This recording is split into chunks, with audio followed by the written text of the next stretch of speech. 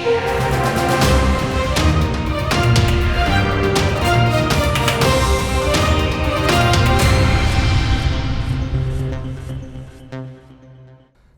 आप देख रहे हैं बिग न्यूज बिग शो। मैं हूं आपके साथ मुकेश राजपूत।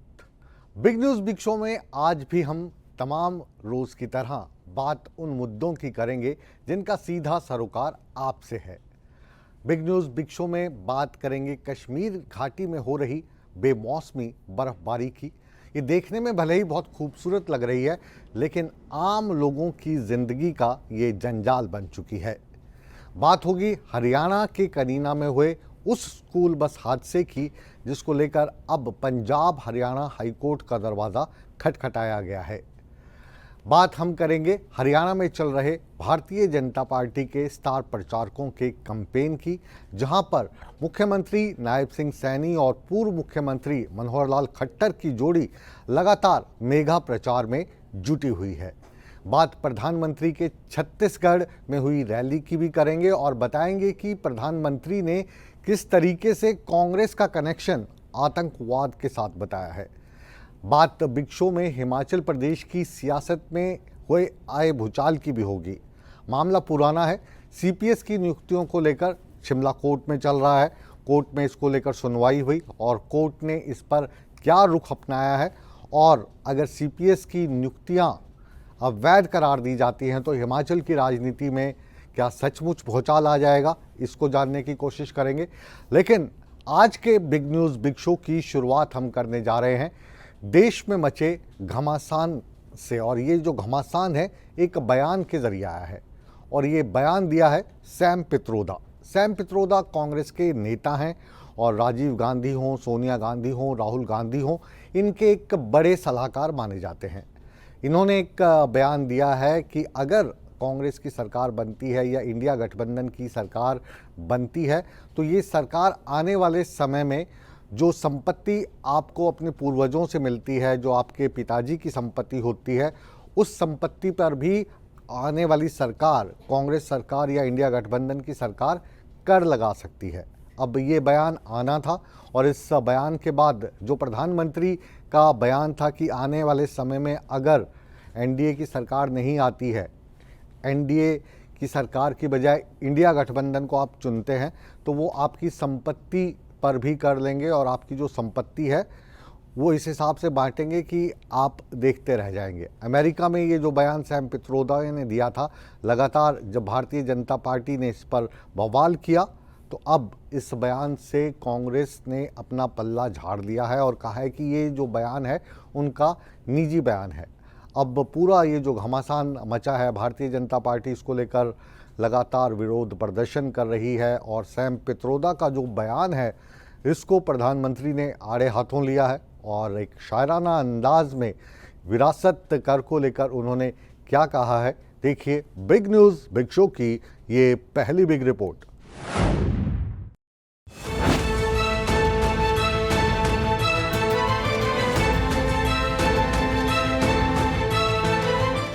देश में चुनावी माहौल है। बीजेपी कांग्रेस घोषणा पत्र में संपत्ति के बंटवारे वाले वादे को लेकर कांग्रेस को घेर रही है। इस बीच विपक्षी दल कांग्रेस एक और नए विवाद में फंस गई है। इंडियन ओवरसीज कांग्रेस के अध्यक्ष सैम पित्रोदा के एक बयान पर नया बवाल खड़ा हो गया है। पित्रोदा ने अमेरिका के इनहेरिटेंस टैक्स यानी विरासत टैक्स की वकालत की है। उन्होंने अमेरिका के शिकागो में कहा है कि So if let's say one has $100 million worth of wealth, and when he dies, he can only transfer probably 45% to his children. 55% is grabbed by government. Now that's an interesting law. It says you in your generation made wealth. You are leaving now. You must leave your wealth for public. Not all of it, half of it. Which to me sounds fair. In India, you don't have that. If somebody is worth 10 billion and he dies, his children get 10 billion. Public get nothing. And law says you get half of it, public gets half of it. So these are the kind of issues people will have to debate, discuss. I don't know what the conclusion would be at the end of the day.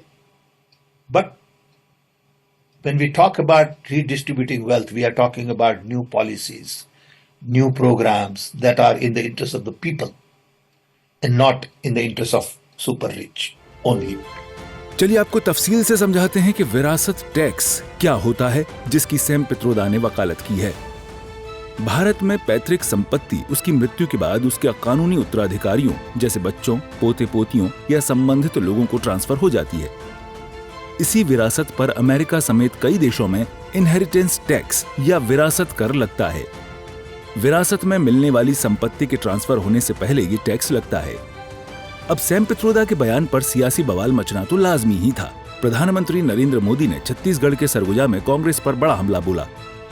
अब कांग्रेस का कहना है कि वो inheritance tax लगाएगी, माता पिता से मिलने वाली विरासत पर भी टैक्स लगाएगी। आप जो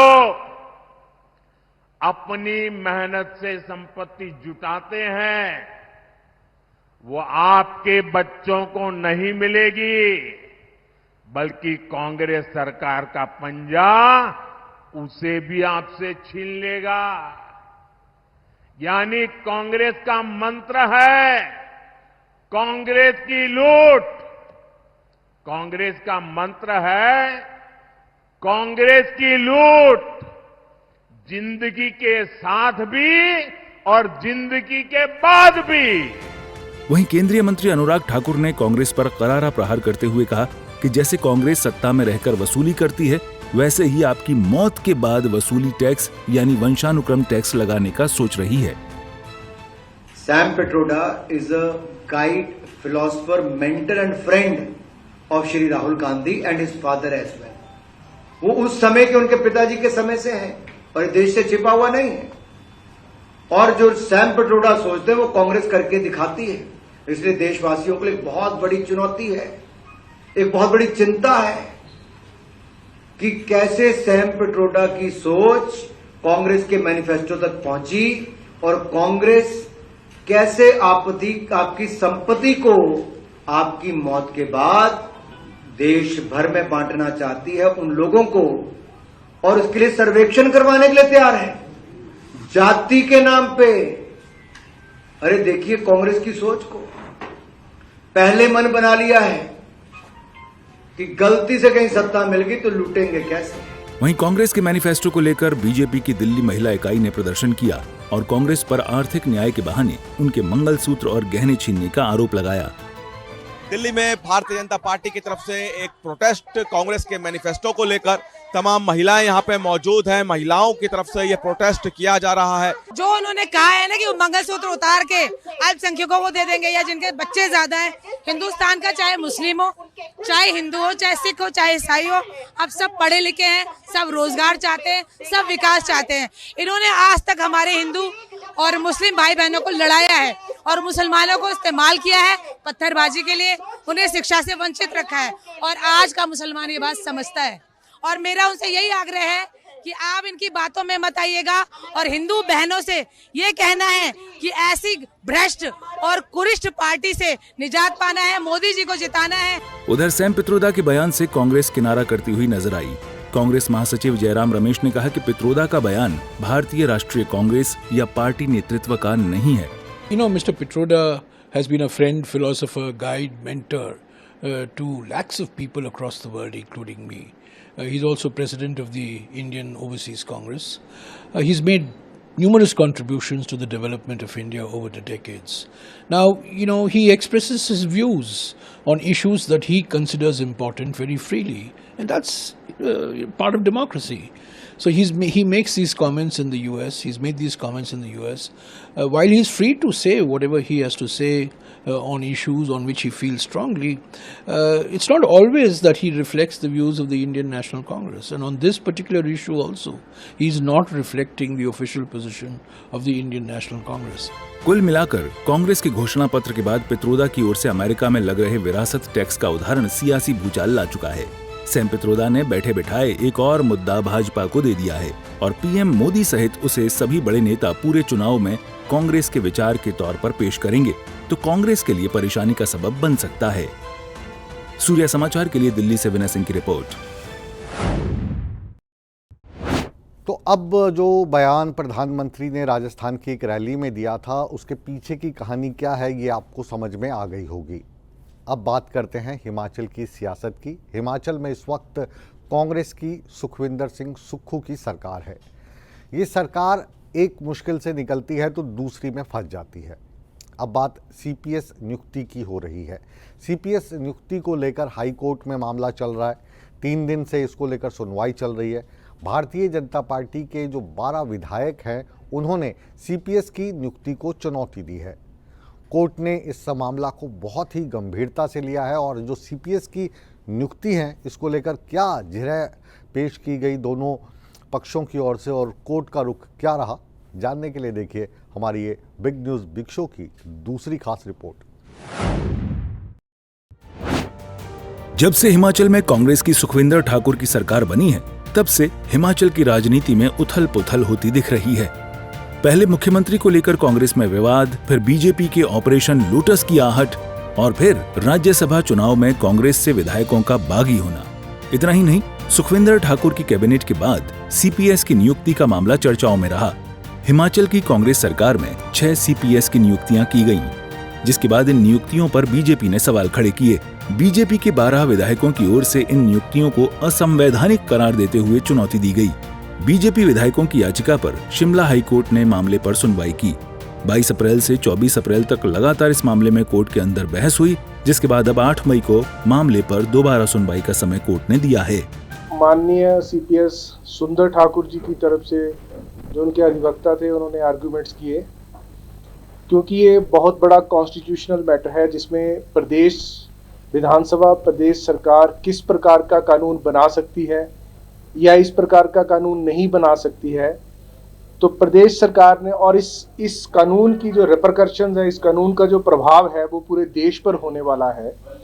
तो हिमाचल प्रदेश सरकार ने ये उचित समझा कि इस मामले में जो देश में बेस्ट कॉन्स्टिट्यूशनल एक्सपर्ट एडवोकेट्स हैं, उनकी भी सेवाएं ली जाएं। हिमाचल में चल रहे सीपीएस की नियुक्ति का मामला अभी थमने का नाम नहीं ले रहा है। अब 8 मई को बड़े वकीलों के साथ सरकार अपना पक्ष कोर्ट के सामने रखेगी। अब हम आपको बताते हैं कि पूरा मामला है क्या। बीजेपी के 12 विधायकों ने सीपीएस की नियुक्ति को दी चुनौती। मंडी से एक महिला और पीपल फॉर रिस्पांसिबल गवर्नेंस संस्था समेत 3 याचिका हुई दायर। याचिका में अर्की से सीपीएस संजय अवस्थी, कुल्लू से सुंदर सिंह, दून से रामकुमार, रोहडू से मोहन लाल ब्राक्टा, पालमपुर से आशीष बुटेल और बैजनाथ से किशोरी लाल की नियुक्ति को चुनौती दी गई। 3 याचिकाओं में 6 सीपीएस बनाए जाने को असंवैधानिक करार दिया गया। याचिका में इन नियुक्तियों को अवैध ठहराकर रद्द करने की भी गुहार। अब आपको बताते हैं कि इस मामले को लेकर कोर्ट में अब तक क्या हुआ। कोर्ट ने 6 सीपीएस को मंत्रियों की शक्तियों और उन्हें विधायकों से अलग दिए जाने वाले किसी भी तरह के अतिरिक्त वेतन भत्तों पर फैसला आने तक रोक लगाई। 6 सीपीएस को सरकार के किसी भी फैसले पर निर्णय लेने का अधिकार नहीं होगा। सीपीएस मामले को लेकर सरकार की ओर से जो दलीलें कोर्ट में रखी गईं, वो भी हम आपको बताते हैं। Himachal Pradesh parliamentary secretary appointment, salaries, allowance, powers, privileges and amenities act 2006 का दिया हवाला। एक्ट के मुताबिक सीपीएस को मंत्री की तरह कार्य करने की पहले से ही मनाही। असम और हिमाचल प्रदेश में सीपीएस के लिए बनाए नियमों में भिन्नता। सीपीएस को वेतन विधायकों से सिर्फ 5,000 रुपए ज्यादा दिया गया, जबकि कैबिनेट मंत्री का न्यूनतम वेतन 85,000 रुपए है। 2006 से लेकर 2016 तक अधिनियम में किए गए संशोधन का भी दिया हवाला। संशोधन के तहत प्रदेश सरकार गुड गवर्नेंस और जनहित के कार्यों के लिए सीपीएस बना सकती है। मुख्य संसदीय सचिव या संसदीय सचिवों की नियुक्ति का उद्देश्य संसदीय मामलों को मजबूत करना है, मंत्रियों के काम के अतिरिक्त बोझ को कम करने और युवा सदस्यों को भविष्य में उच्च जिम्मेदारी साझा करने का अवसर प्रदान करने के लिए कानून की जरूरत। संसदीय सचिव मंत्रियों की तरह काम नहीं कर सकते, सिवाय मंत्री के विचार के लिए फाइल पर प्रस्ताव के रूप में अपना नोट दर्ज कर सकते हैं। इसके अलावा इनके पास कोई भी शक्ति नहीं है। सीपीएस मंत्रियों और संबंधित विभागों के बीच धुरी का काम करते हैं। इन सब दलीलों और बहस के बाद अब इस मामले में 8 मई को फिर से दोनों पक्ष कोर्ट में अपनी दलील रखेंगे। अब देखना होगा कि इस मामले को लेकर कोर्ट अपना क्या फैसला सुनाता है। सूर्य समाचार के लिए शिमला से अरुण उनियाल की रिपोर्ट। हिमाचल के बाद आइए बात करते हैं प्रधानमंत्री के छत्तीसगढ़ दौरे की। छत्तीसगढ़ के सरगुजा में प्रधानमंत्री विजय संकल्प शंखनाद महारैली को संबोधित कर रहे थे। इस रैली में प्रधानमंत्री ने आतंकवाद पर बड़ा हमला किया। यही नहीं, उन्होंने कांग्रेस का कनेक्शन आतंकवाद से भी जोड़ा, उसको विस्तार पूर्वक समझाने की कोशिश की। आतंकवाद को लेकर कांग्रेस का क्या स्टैंड रहा है, क्या कांग्रेस पर आतंकवाद के साथ जो कनेक्शन के आरोप लगते आए हैं उनमें क्या गहराई है, क्या सच्चाई है, जानने के लिए देखिए हमारी ये बिग रिपोर्ट।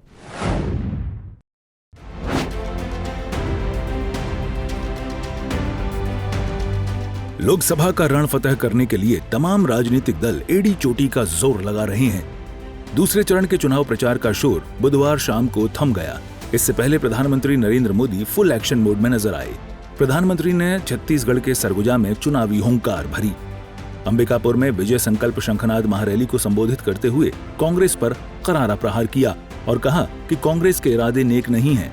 कांग्रेस संविधान बदलकर एससी, एसटी, ओबीसी का हक अपने वोट बैंक को देना चाहती है।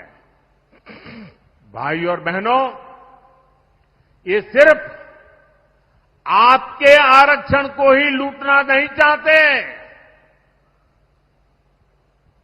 उनके तो और बहुत कारनामे हैं। और इसलिए मेरे आदिवासी भाई बहनों को कहना चाहता हूं, मेरे दलित भाई बहनों को कहना चाहता हूं, मैं ओबीसी के भाई बहनों को कहना चाहता हूं, ये कांग्रेस के इरादे नेक नहीं है, संविधान के अनुरूप नहीं है। कांग्रेस के घोषणा पत्र पर भी प्रधानमंत्री ने सवाल खड़े किए। साथ ही कांग्रेस पर महापुरुषों की बातों को दरकिनार करने का आरोप लगाया। और जब उनका मैनिफेस्टो आया, उसी दिन मैंने कह दिया था, आज नहीं कह रहा हूं, उसी दिन कहा था कि कांग्रेस का मैनिफेस्टो पर मुस्लिम लीग की छाप है। साथियों, जब संविधान बन रहा था, काफी चर्चा विचारणा के बाद देश के सभी बुद्धिमान लोगों के चिंतन मनन के बाद बाबा साहब आंबेडकर के नेतृत्व में ये तय किया गया था कि भारत में धर्म के आधार पर आरक्षण नहीं होगा। आरक्षण होगा तो मेरे दलित भाई बहनों के लिए होगा। प्रधानमंत्री यहीं नहीं रुके। उन्होंने इंडी महागठबंधन पर भी तल्खवार करते हुए कहा कि अगर भारत शक्तिशाली हो गया तो कुछ ताकतों का खेल बिगड़ जाएगा।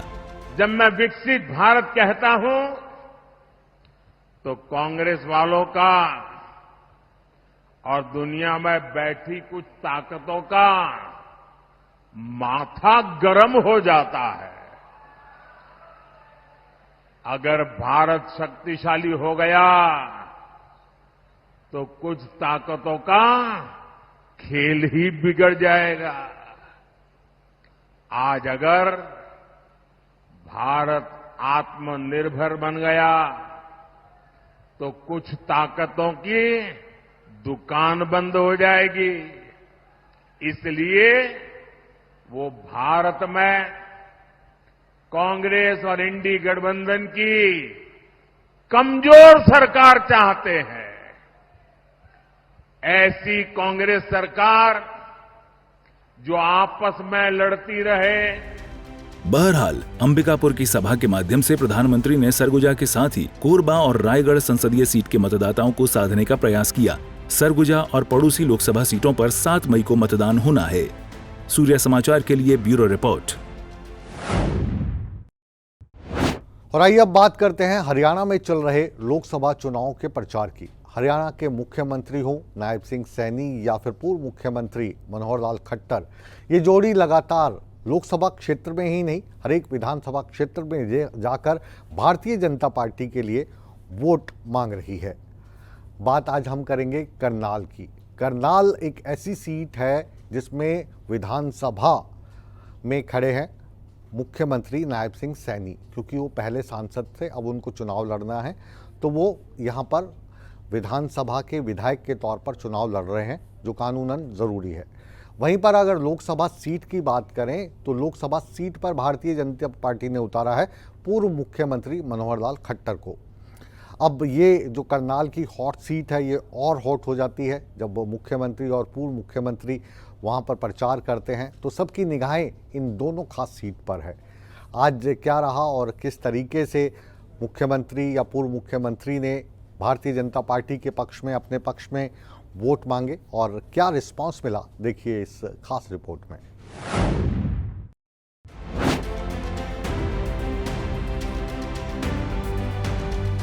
चुनावी मौसम चरम पर है। राजनेता अलग अलग जगहों पर जा रहे हैं, लोगों से मिल रहे हैं। अब मुख्यमंत्री नायब सिंह भी अपनी विधानसभा उपचुनाव के चुनाव प्रचार में लगे हुए हैं। बुधवार को करनाल में उनके कई कार्यक्रम रहे। सबसे पहले वो इंद्री रोड पर स्थित श्री आत्मा मनोहर जैन आराधना मंदिर में पहुंचे, जहां वो चैरिटेबल अस्पताल भी गए और मंदिर में भी माथा टेका। उन्होंने प्रधानमंत्री नरेंद्र मोदी और पूर्व मुख्यमंत्री मनोहर लाल की तारीफ भी की। लोगों का आशीर्वाद, लोगों का सहयोग वो नरेंद्र मोदी जी को मिले, कमल का फूल यहाँ से खिले, क्योंकि पिछले 10 वर्षों में जो हमारी डबल इंजन की सरकार ने काम किए हैं, लोगों को जो लाभ डायरेक्ट उनके खाते के अंदर पहुँचा है, लोगों के जीवन को सरल करने का काम किया है। चाहे सड़कों की बात ले लीजिए, चाहे रेल कनेक्टिविटी की बात ले लीजिए, चाहे हेल्थ को लेकर के ले लीजिए, एजुकेशन को लेकर के ले लीजिए, बेटियों के लिए जिस प्रकार से एक मिशन मोड में आकर के मनोहर लाल जी ने हरियाणा प्रदेश के अंदर हर 20 किलोमीटर के ऊपर एक राजकीय महाविद्यालय खोला है, इसका बड़ा लाभ हरियाणा प्रदेश की बेटियों को मिल रहा है। आज इन्हीं कार्यक्रमों को लेकर इसके बाद सेक्टर 4 में मुख्यमंत्री नायब सिंह पहुंचे इंडस्ट्री एसोसिएशन के कार्यक्रम में, जहां उन्होंने उद्योगपतियों से मुलाकात की। यहां पगड़ी पहनाकर मुख्यमंत्री को सम्मानित किया गया। मेरा आप लोगों से आग्रह है कि आप लोगों ने एक वोट नहीं, आपने 2 वोट के लिए कहना है, क्योंकि 2 मशीनें लगी होंगी। एक कमल का बटन दबेगा, उसकी ताकत नरेंद्र मोदी जी के पास जाएगी। दूसरा कमल का बटन दबेगा, उसकी ताकत करनाल के लोगों के पास जाएगी और करनाल की मेरी सरदारी मिल करके उसको चंडीगढ़ लेकर के जाएगी। इसके बाद मुख्यमंत्री नायब सिंह अनाज मंडी पहुंचे, जहां उन्होंने आड़तियों से मुलाकात की। साथ ही मुख्यमंत्री नायब सिंह को लड्डुओं से तोला गया। कुमारी शैलजा पहले टिकट डिक्लेयर करके वो आ जाए, फिर उसको पता चलेगा कि 400 पार है या क्या है, उसको फिर पता चलेगा। अभी तो टिकट ही डिक्लेयर नहीं कर पाए और वो घर में बैठ कर के इस प्रकार के ख्वाब देख रहे हैं। जब लिस्ट आएगी, मैदान में उतरेंगे, तब पता चलेगा। क्योंकि नरेंद्र मोदी जी ने जो काम किए हैं 10 वर्षों में, हमारी डबल इंजन की सरकार ने जो काम किए हैं, आज लोगों का विश्वास बढ़ा है। मुख्यमंत्री नायब सिंह के साथ साथ प्रचार का जिम्मा पूर्व मुख्यमंत्री मनोहर लाल ने भी संभाला हुआ है। करनाल में डॉक्टर मंगल सेन ऑडिटोरियम में शिक्षकों के साथ संगोष्ठी कार्यक्रम था, जहां पर मनोहर लाल पहुंचे। आचार संहिता का उल्लंघन तब होता है जब किसी को लुभाने के लिए कुछ दे दिया जाए। दिया तब जाता है जब कोई मांग करता है, और मांग के बारे में हमारे बास जी ने कहा कि अभी नहीं करेंगे, बाद में पहुंचाएंगे। तो मांग बाद में होगी तो उस मांग के बदले में कुछ देने का तो विषय ही नहीं है। जब देने का विषय नहीं है तो परस्पर किसी भी वर्ग से बातचीत करना ये कोई आचार संहिता का उल्लंघन थोड़ी है। हम किसी से भी बात कर सकते हैं, हम चुनाव आयोग से भी बात कर सकते हैं, हम सरकारी कर्मचारी अधिकारियों से भी बात कर सकते हैं, हम समाज के किसी भी वर्ग से सामान्य से लेकर के विशेष बातचीत करना नहीं, मना नहीं है। इससे पहले पूर्व मुख्यमंत्री मनोहर लाल ने करनाल में खिलाड़ियों के साथ भी मुलाकात की। इस कार्यक्रम में पूर्व बॉक्सर विजेंदर सिंह पहलवान और बीजेपी नेता योगेश्वर दत्त, बबीता फोगाट, बॉक्सर सुमित सांगवान समेत सैकड़ों खिलाड़ी इस कार्यक्रम में पहुंचे थे। ये खिलाड़ी पूरे हरियाणा से आए थे, जिन्होंने सीएम मनोहर लाल के साथ मुलाकात की और उन्हें समर्थन देने की बात कही। मनोहर लाल ने इन खिलाड़ियों से खेल को किस तरीके से आगे लेकर जाया जाए, किस तरीके से खिलाड़ी और ज्यादा मेडल लेकर आए, इस पर भी चर्चा की। मित्रों, क्योंकि हमारे सुमित अग्रवाल जो एक फाउंडेशन भी चलाते हैं अपनी, और उनकी ओर से कार्यक्रम का आयोजन किया गया था कि इस क्षेत्र के जो प्रमुख पहलवान, जो प्रमुख खिलाड़ी हैं, उन सबको एकत्र किया था और सभी अच्छे विचारों के लोग हैं। खेल के बारे में, खिलाड़ियों के बारे में ये सब चर्चा हुई और अंत में क्योंकि एक लोकसभा के चुनाव के नाते से मेरा एक दायित्व भी है, मैंने अपील भी की सबसे कि इस लोकसभा क्षेत्र के अंदर और वो भारतीय जनता पार्टी के नाते से ज़्यादा से ज़्यादा वोट डलवा करके लोगों के और हमको जिताएं। तो अलग अलग ग्रुपों में मैं जा करके सबसे अपील कर रहा हूँ। खैर, बात साफ है, चुनाव में हर कोई जीत के लिए जोर लगा रहा है। आने वाले समय में चुनाव में क्या माहौल बनता है, ये देखने वाली बात होगी। सूर्य समाचार के लिए करनाल से हिमांशु नारंग की report. Big news big show में अब बात उस हादसे की करते हैं जिसमें लापरवाही के चलते 6 मासूमों को अपनी जान गंवानी पड़ी।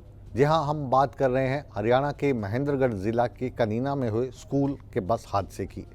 इसको लेकर अब पंजाब हरियाणा हाई कोर्ट में एक याचिका दायर की गई है और इस याचिका में ये पूछा गया है कि ये जो बस हादसा हुआ है इसका जिम्मेदार कौन है, क्योंकि लगातार आरोप प्रत्यारोप चल रहे हैं। स्कूल पर, प्रशासन पर ये दबाव रहा है कि जो इसके असली मुलजिम हैं उन तक पहुंचाया जा सके। आप जानते हैं जो बस की इंश्योरेंस है या बस को जो पास करवाना होता है आरटीओ डिपार्टमेंट से, वो तमाम चीज़ें वहां पर नहीं थी। इसके बावजूद वो बस स्कूल प्रशासन द्वारा लगाई गई थी।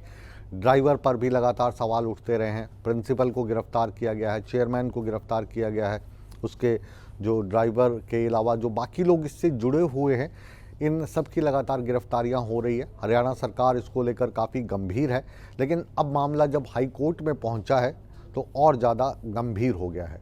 क्या है पूरा मसला, शुरू से अब तक की कहानी हम सुना रहे हैं इस बिग रिपोर्ट के जरिए।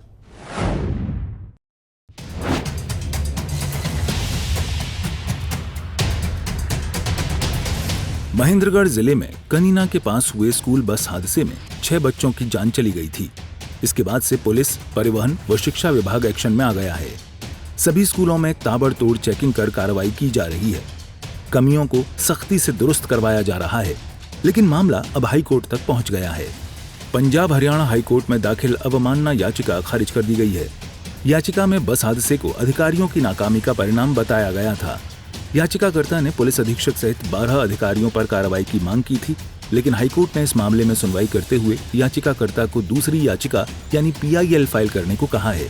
साथ ही कहा है कि अवमानना याचिका किसी भी इंडिविजुअल पर लगाई जाती है, इतने अधिकारियों के खिलाफ नहीं लगाई जाती। देखिए, आज हमने अवमानना याचिका हाईकोर्ट में फाइल की थी कि जितने भी ऑफिशियल्स जो रिस्पॉन्सिबल हैं उनके खिलाफ एक्शन लिया जाए, और आज वो ऑनरेबल कोर्ट में लिस्टेड थी। ऑनरेबल कोर्ट का व्यू ये है कि आप इसके अंदर अप्रोप्रिएट रेमेडी अवेल कीजिएगा। तो हमने जो है अब PIL की तैयारी की है, हम PIL फाइल करेंगे जो ऑनरेबल चीफ जस्टिस की कोर्ट में लिस्ट होएगी। हाँ, अवमानना कोर्ट का व्यू ये है कि ये इंडिविजुअल के खिलाफ फाइल हो सकती है, इतने ऑफिशियल्स के खिलाफ नहीं हो सकती, इसलिए आप जो इसमें अप्रोप्रिएट रेमेडी अवेल कीजिएगा। इसलिए हम जो है अब उसके अंदर PIL पब्लिक इंटरेस्ट लिटिगेशन जो है वो फाइल करने जा रहे हैं। वहीं याचिकाकर्ता सुशील वर्मा ने कहा कि अब वे PIL 1 से 2 दिनों में हाई कोर्ट में लगाने जा रही हैं। उन्होंने ये भी कहा कि अगर सुरक्षित स्कूल वाहन पॉलिसी को अच्छे से इम्प्लीमेंट किया होता तो ये हादसा नहीं होता। अब ऑनरेबल कोर्ट का व्यू हो सकता है, लेकिन हमारा तो अब भी यही मानना है कि इसमें अधिकारियों की जिम्मेवारी बनती थी और ऑनरेबल कोर्ट को उनको नोटिस करना चाहिए था। अगर वो बसें रेगुलरली चेक होती, उतनी सख्ती वो अधिकारी दिखाते जितना उन्होंने सुरक्षित स्कूल वाहन पॉलिसी में लिख रखा है। तो हम आज भी ये मानते हैं कि कागज़ों में तो उन्होंने पॉलिसी बना दी, बहुत स्ट्रिक्ट बना दी, लेकिन ग्राउंड पे वो इम्प्लीमेंट नहीं हो रही। अगर ग्राउंड पे इम्प्लीमेंट होती तो ये एक्सीडेंट नहीं होता। चलिए आपको एक बार फिर से बताते हैं कि कनीना बस हादसा क्या था। 11 अप्रैल को निजी स्कूल की बस पलट जाने से 6 बच्चों की मौत हो गई थी। ईद की सरकारी छुट्टी के बावजूद भी स्कूल खुला हुआ था। स्कूल बस ड्राइवर नशे की हालत में था। स्कूल बस का फिटनेस प्रमाण पत्र 2018 में खत्म हो गया था। स्कूल की मान्यता भी रद्द कर दी गई है। जैसा कि यह हादसा उस दिन हुआ जिस दिन गजटेड हॉलीडे था, तो जो हमारी निश्चित ऐसी गजटेड छुट्टियां उस दिन स्कूल वाले, प्राइवेट स्कूल वाले स्कूल नहीं खोलेंगे, इसकी जिम्मेवारी भी उनको स्वयं को देनी होगी। गौर करने वाली बात है कि स्कूल बस हादसे के मामले में अब तक 8 लोगों की गिरफ्तारी हो चुकी है। इसके अलावा एक RTO ऑफिस में कार्यरत कर्मचारी को सस्पेंड किया जा चुका है। सूर्य समाचार के लिए चंडीगढ़ से रवि चंदेल की रिपोर्ट।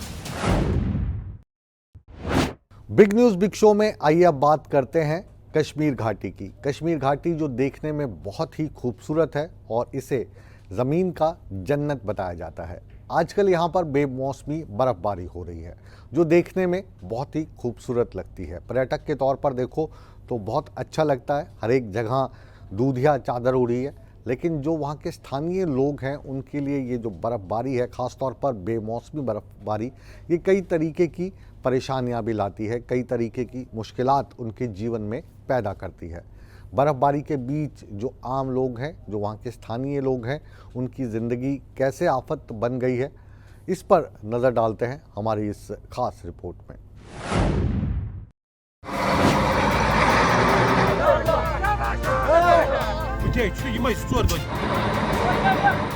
ये तस्वीरें देखिए, चारों तरफ बर्फ की मोटी चादर और हिमस्खलन में फंसी एक एम्बुलेंस। ये तस्वीरें हैं श्रीनगर लद्दाख राष्ट्रीय राजमार्ग पर जो जिला में पानी माथा के पास की, जहां एक गर्भवती महिला को श्रीनगर अस्पताल लेकर जाना था, लेकिन जो जिला दर्रे पर पहुंचते ही एम्बुलेंस बुरी तरह फंस गई। गनीमत ये रही कि सीमा सड़क संगठन के कर्मियों ने अथक प्रयासों के बाद सफलतापूर्वक एम्बुलेंस को बाहर निकाल लिया, जिसकी स्थानीय लोगों ने भी काफी सराहना की। हालांकि बीआरओ के इंजीनियर और कर्मचारी लगातार बर्फ हटाने का प्रयास कर रहे हैं। अब ये अगली तस्वीरें देखिए, जहां बिजली विकास विभाग के अधिकारी लाइन को बहाल करने के लिए अथक प्रयास कर रहे हैं, लेकिन भीषण ठंड की स्थिति और चुनौतीपूर्ण भूभाग के चलते काम मुश्किल हो रहा है। दरअसल उत्तरी कश्मीर के बांदीपुरा जिले में गुरेज घाटी में बिजली कटौती की समस्या हो रही है। राजदान दर्रे में भारी बर्फबारी के कारण 33 केवी बांदीपुरा गुरेज ट्रांसमिशन लाइन को नुकसान पहुंचा है। गुरेज घाटी के दूर दराज के इलाकों में हीटिंग और अन्य जरूरतों के लिए ट्रांसमिशन लाइन की बहाली काफी अहम है। कठिन परिस्थितियों के बावजूद बिजली बहाल करने के लिए पीडीडी के प्रयासों की स्थानीय लोगों ने भी प्रशंसा की है। बहरहाल ये तस्वीरें बताने के लिए काफी हैं कि बर्फीली वादियों में जीवन यापन करना इतना आसान नहीं होता है। दूर से खूबसूरत दिखने वाली इन वादियों में रहने वाले लोगों का जीवन सर्दियों के दिनों में कठिनाई से भरा रहता है। सूर्य समाचार के लिए श्रीनगर से मीर आफ्ताब की report. Big news big show को अब यहीं पर विराम देने का समय आ गया है, लेकिन आप कहीं मत जाइए, बने रहिए हमारे साथ, क्योंकि सूर्य समाचार पर हमेशा की तरह खबरों का सिलसिला लगातार जारी है। बने रहे हमारे साथ।